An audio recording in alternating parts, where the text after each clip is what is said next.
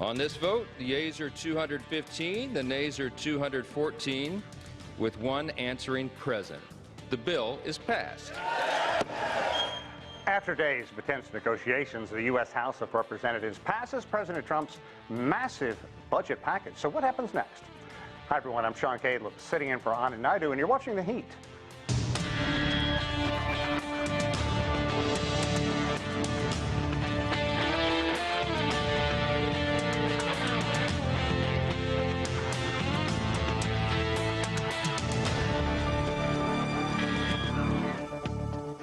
It took all night, but the Republican-controlled U.S. House of Representatives on Thursday passed a sweeping tax and spending bill that would enact much of President Trump's policy agenda and add to the country's trillions of dollars in debt. The bill faces, however, an uncertain future in the U.S. Senate, where Republicans have far different ideas about what should be in the legislation. CGTN's Papi Mputing has more on the story. The House passage Thursday of U.S. President Donald Trump's tax and spending bill is a huge win for the president as he seeks to fulfill his campaign promises and gear up for his domestic policy agenda to really take shape.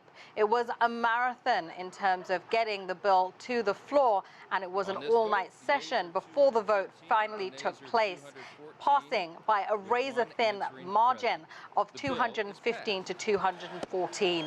No Democrats voted for the bill, and there were two Republican holdouts. Key elements of the bill include boosting funding for military spending. That includes $20 billion for the space missile program Golden Dome, announced earlier this week by Trump.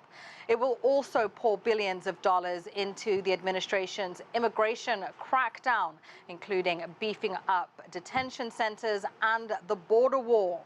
Critically, it extends the 2017 tax cuts Trump initiated for corporations and individuals, the wealthiest in America, and will make them permanent, costing $2 trillion over the next decade. It's also important to note that a major cut to social spending is part of the bill. It targets Medicaid. That's, of course, the medical program that provides medical insurance for 71 million Americans, those who are the lowest income. It also targets SNAP, a nutritional assistance program that services 40 million Americans. It's tightening eligibility requirements for the program. Many critics, including Democrats, have called the bill a giveaway for the wealthy at the expense of the poor. Others are also noting that it will raise the debt ceiling of the United States to $4 trillion over the next 10 years. Well, next, the bill does go to the Senate, where it needs to be ratified before being passed on to signature by Donald Trump. Senators have come out Thursday saying, however, that they want major changes and rewrites to the bill from its current form. This includes softening the language targeting Medicaid, as well as changing some of the provisions that cancel green energy subsidies and tax credits that are from the Biden era in favor of rebuilding the United States' fossil fuel industry. Papi Mputing, CGTN, Washington. Okay, so there is a lot to talk about, so let's get straight to our panel. Joel Rubin is a former Deputy Assistant U.S. Secretary for House Affairs. Anthony Chan, remote, is served as a senior economist with JPMorgan. Good to see you again. Also with us here on set, Rina Shah. She is a political commentator and strategist. And Jadan Horyn, he is a political analyst. I want to thank you all for taking time to chat with us. This is something I find quite fascinating. Anthony, I want to start with you first. Let's talk about this budget bill really extending President Trump's 2017 tax cuts, slashing a lot of spending, a lot of social spending, programs such as Medicaid, we just heard about. It would also steer more money to the military and to the border, something that Trump has said that he's wanted to do for some time. But also adding $2.3 trillion to the U.S. debt. Talk a bit about that, winners and losers, and your thought and the way the markets are really reacting to this. We saw it yesterday to a large degree, today more muted. Well, there's a lot to unpack there, but what we see from this bill is that the stimulatory parts of it are varied because extending those tax cuts really doesn't add a lot of stimulus to the economy because those were the tax rates that were in place. But they add some features out there. For example, now all of a sudden, if you're a senior citizen, you'll be able to get an extra deduction if you're over 65. So we see some parts of it that are going to be a little bit more stimulative, but it's costing a lot of money. And the only way that this extension of these tax cuts could take place would be by taking away quite a bit from those that are in the lower income groups that are impacted by the cut in food stamps or the snack program. And of course, throwing off the rolls a number of people that were receiving Medicaid. Keep in mind that these groups are the ones that have higher marginal propensities to consume. That is, they spend more out of every dollar that they earn. So if you take away either benefits or the ability of them to buy products, that tends to be sort of contractionary to the overall economy. The good news is that by giving more to the upper income individuals, people believe that they will create jobs, they'll make investments, and therefore it will be a positive to economic growth. But it's one of those things where the losers are the people that earn less money or the lower income, Right. and the winners are the people that make a lot more money. Before I move on, I want to ask you a bit about the deficit situation, because we've already seen Moody's downgrade the U.S. credit rating, which is certainly something that could haunt the U.S. moving down the road. And a lot of numbers here, because the national debt already exceeds $36 trillion, could go up $2.3 to $3 trillion over the next decade. And that represents, and I want you to talk about this, 122% of the country's GDP. Obviously some concerns there. This is when the debt to GDP ratio during the pandemic was at 133%. So talk about that and why it is unnerving investors so much.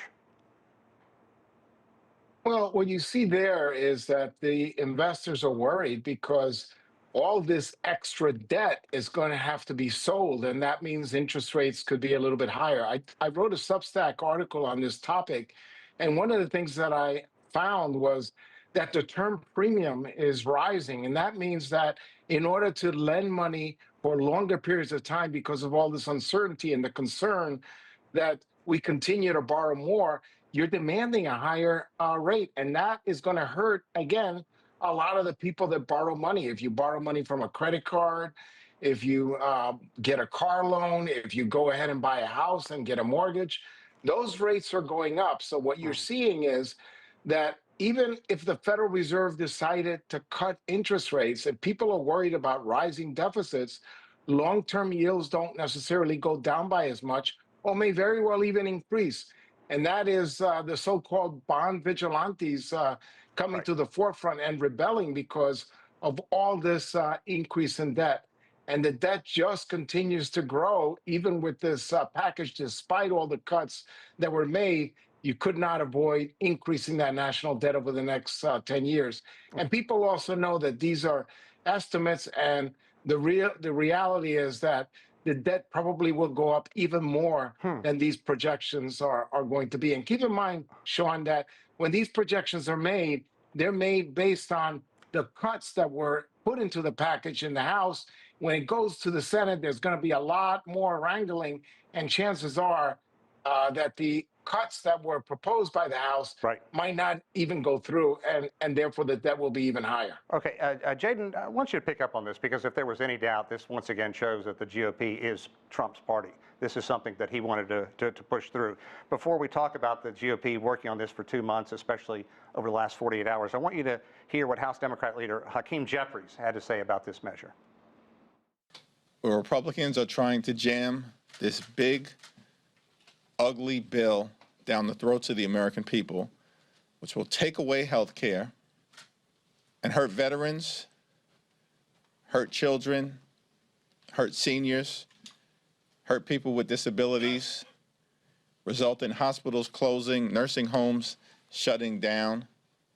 And because of the fact that almost 14 million people will lose their ability to access health care, people will die. Jadan, your thoughts? I would say that's pretty extreme.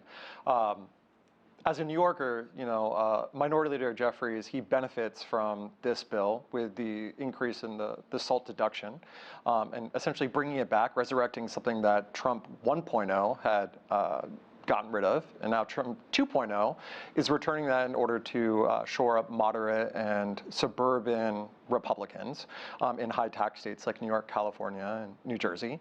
But in direct relation to this, though, tightening eligibility requirements is something that Democrats used to be for.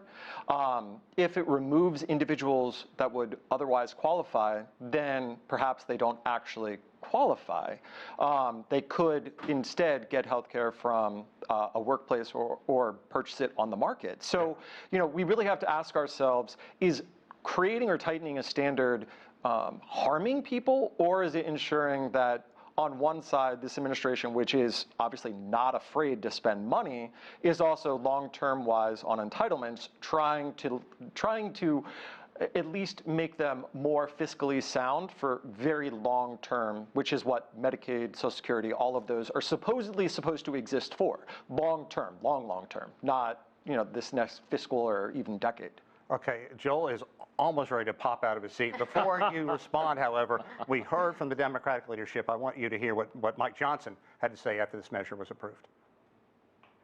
Today, the House has passed generational, truly nation-shaping legislation to reduce spending and permanently lower taxes for families and job creators, secure the border, unleash American energy dominance, restore peace through strength, and make government work more efficiently and effectively for all Americans. Okay, jump in there. All our problems are resolved from this big, beautiful bill, right? I mean, seriously, this is a debt bill. This is a bill that's going to basically blow our credit rating out of the water. The bond markets hate it. Senate Republicans hate it. Josh Hawley, a Republican senator, hates it. Why? Because millions of Americans losing Medicaid coverage is not a good thing for the American people. It's a major wealth transfer, if not the largest wealth transfer from the poorest to the wealthiest in the United States in our history. And the wealthiest don't need this tax break right now. If we want fiscal prudence, we need to have a bill that balances the budget, not build Golden Dome, bizarre defense investments that don't counter real threats that we have to worry about. We need to put money into our own people. And I don't think the American people, when they see the results of this, are going to be very happy with what they get. Rina, pick up on that, because Trump promised that he wouldn't touch Medicaid. 1 in 5 Americans counts on this safety net for their health insurance once they reach 65, 70 million Americans.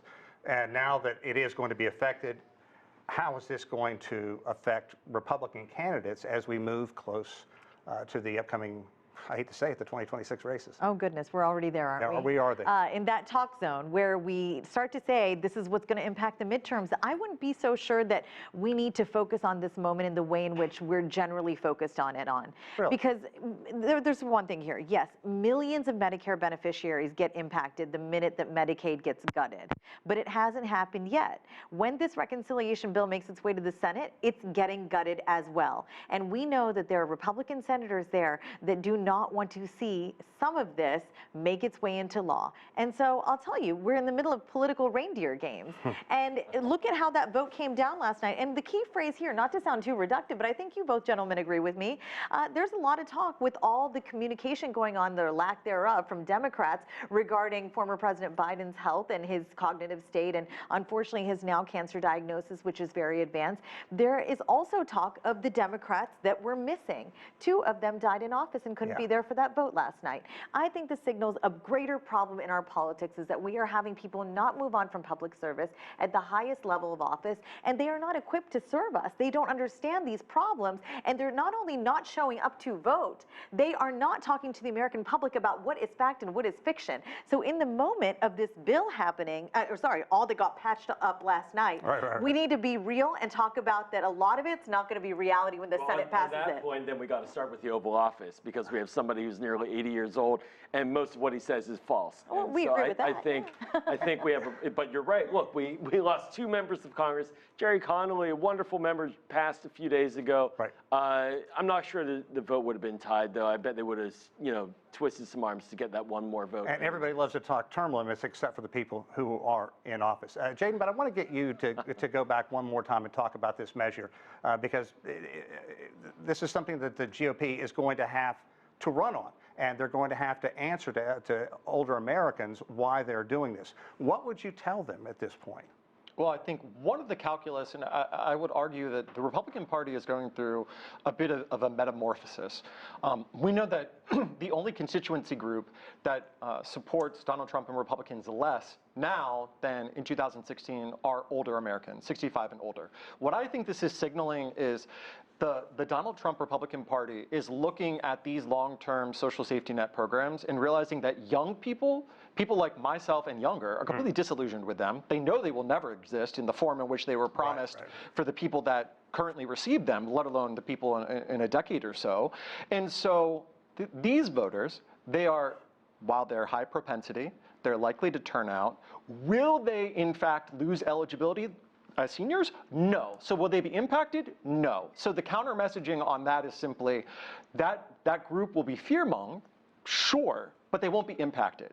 And that means that the calculus can be, okay, we can start trimming these programs because they need to be trimmed for our long-term fiscal stability, which they, of course, they did not touch with this because Donald Trump likes spending money. As a New Yorker, he loves spending money.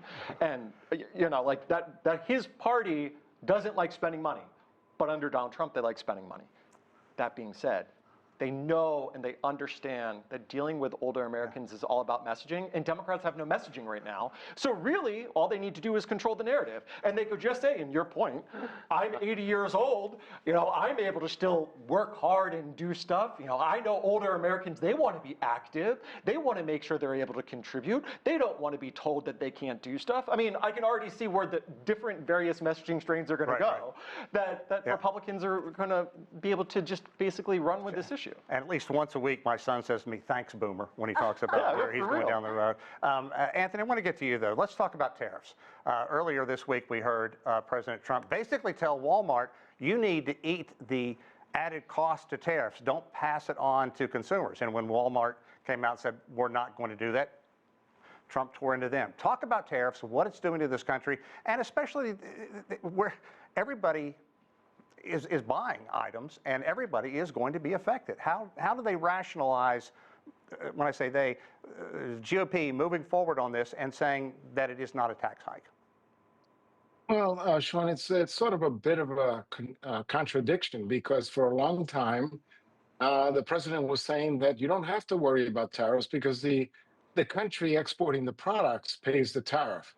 And now all of a sudden, when that realization is no longer reality and the tariffs are paid by the companies, now they say, oh, you should be able to eat the tariffs. So there are a lot of mixed messages here, but take the case of Walmart. Wrote another Substack article on that topic, and what you see is that Walmart sells or imports about $49 billion worth of products from China. If you take a 30% tariff on that, it's very challenging for Walmart to eat those profits or those tariffs or for other companies, because the profit margin for Walmart is about 2.63%.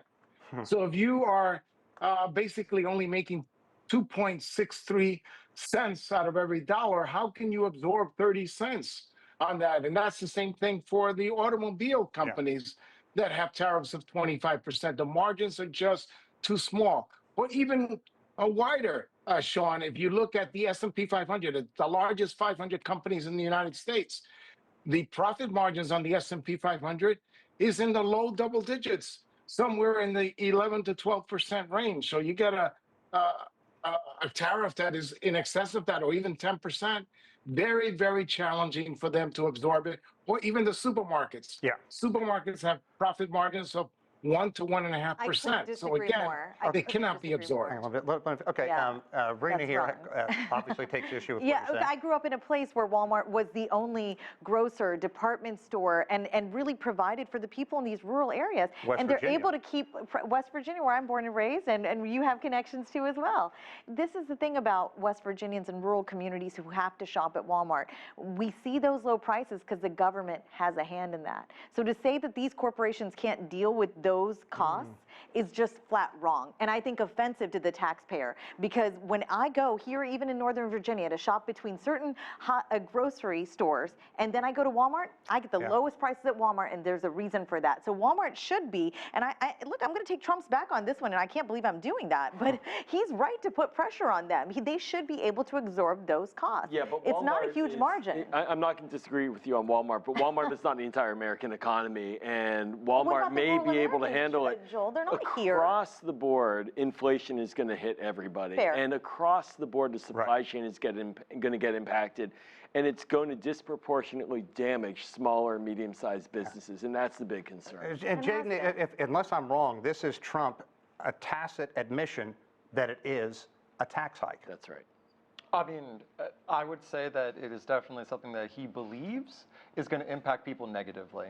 He's never going to call it a tax hike, right? Because in point of fact, it's supposed to be passed on, not to consumers, but ultimately to the country where it's produced. How our corporations, because they're multinational, how they actually structure it, that's different. But what I do think is ironic about this entire thing is that we're willing to criticize this and say it leads to higher prices, but when we hit higher taxes on businesses, businesses were able to somehow absorb those 20, 40% differential on tax rates. So to me, it's like, I'm a little confused. So Walmart used to have higher taxes that didn't result in lower prices when those corporate taxes were reduced. In fact, the prices stayed the same or went up in excess of inflation. And now we have this new quote unquote tax, and we expect prices to go up again. So at what point do these policies actually impact bottom lines of companies, or are they making money is their primary purpose, and they're going to do that and use fiscal policies as an excuse? Corporations.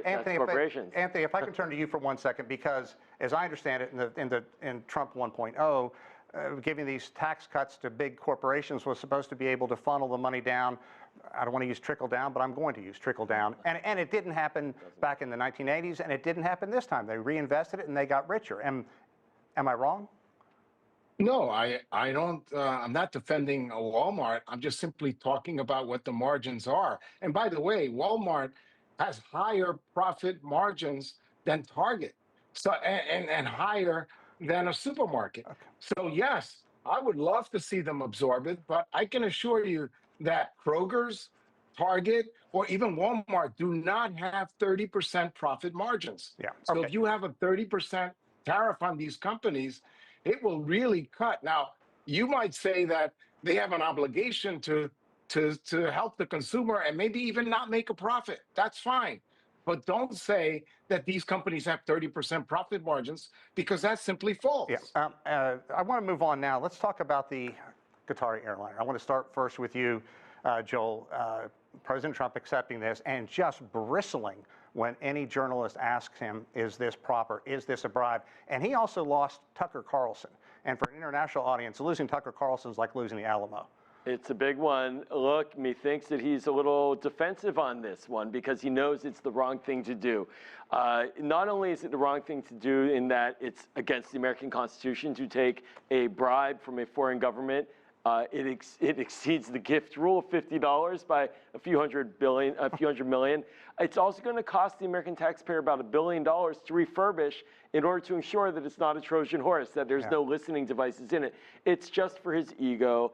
It undermines the sense that America is independent and not for sale.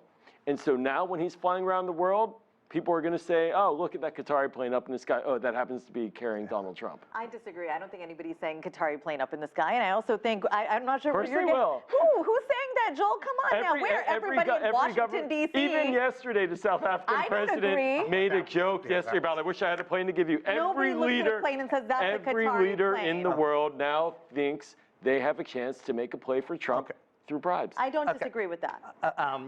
Jadan, we're running out of time. This went very rapidly, but I want to talk about former President Joe Biden. A couple things. Firstly, the book that has just consumed some reporters here in Washington, D.C. Your thoughts on that? Because this is something that members of the GOP had said for some time, that he clearly was suffering from a cognitive standpoint, and now the accusations that there basically was a president by committee and he wasn't really leading the country. Your thoughts on that part of the book that came out?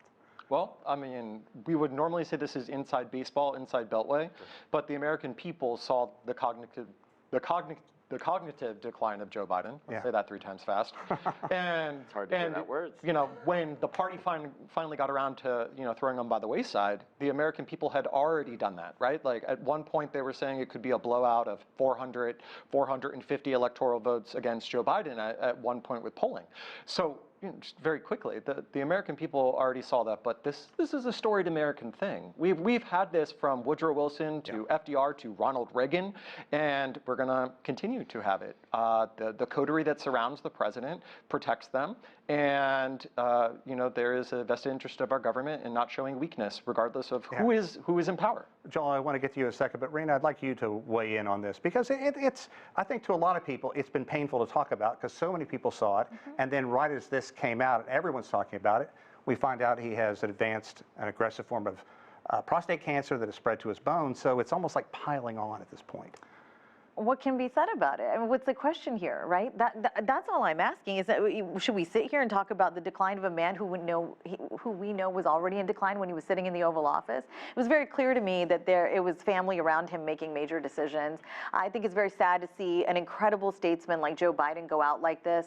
I mean, he's someone who gave his life to He civil did, service. and I'm not trying to be ageist when I say this, but it was time to clear the bench and make room for new leadership, and he didn't do it. He didn't keep to his promise of being a one-term president. You know, at some point, within 1 year of taking the White House in 2020, he should have said, I'm ready to find who's the successor, and it may not be Vice President Harris. She's a fine woman. She's a great stateswoman, but whatever it may be, the Democrats have a problem now, and it's about trust and accountability, and they're not going to shed that problem soon. Joel, we have about a minute. I want you to answer, and she makes a wonderful point that a lot of people are saying across the country, that right now the Democrats are kind of feckless. They don't have anybody other than saying kumbaya we need to take to the streets like we did in the 1960s. And you know, who's out there? And what about Biden? How painful is it for you to have to read this, see this, when you think about what he's done? 2 things real quick. A, it's painful. I love Joe Biden. He saved the country after 2020 and the January 6th insurrection and ended COVID.